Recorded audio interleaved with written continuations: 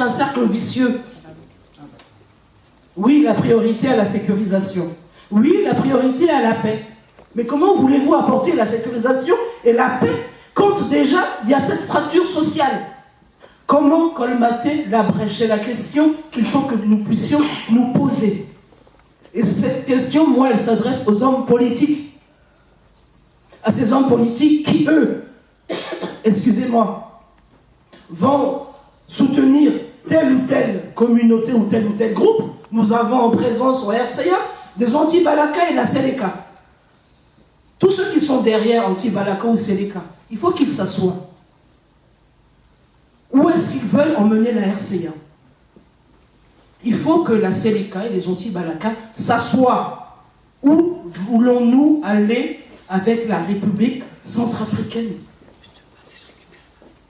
À côté de cela, nous qui parlons, nous qui malheureusement ne pouvons pas être sur le terrain, pour des raisons particulières, professionnelles ou bien de sécurité, et ça je le dis, je soutiens ce que M.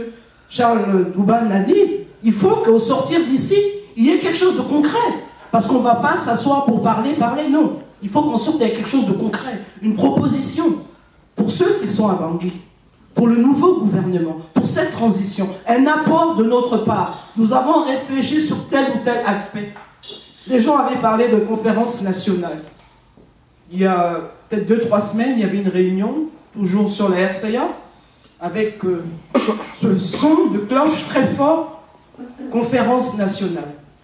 Ce n'est pas une conférence nationale comme celle que nous avons toujours eue en RCA, mais il est temps que nous nous assoyions tous. Il faut que la chef d'État de la transition initie cela. Que tous ceux qui sont derrière la Séléka, tous ceux qui sont derrière les anti-Balaka, que toutes les nouvelles forces vivent, tous nous qui sommes là, tous qui avaient quelque chose à apporter, puissent s'asseoir et poser des actes concrets. Nous avons une force sangarée, nous avons la MISCA. D'aucuns diront, ils ne font pas assez leur travail. C'est dans les quartiers qu'il faut aller. Ils restent sur les grandes avenues.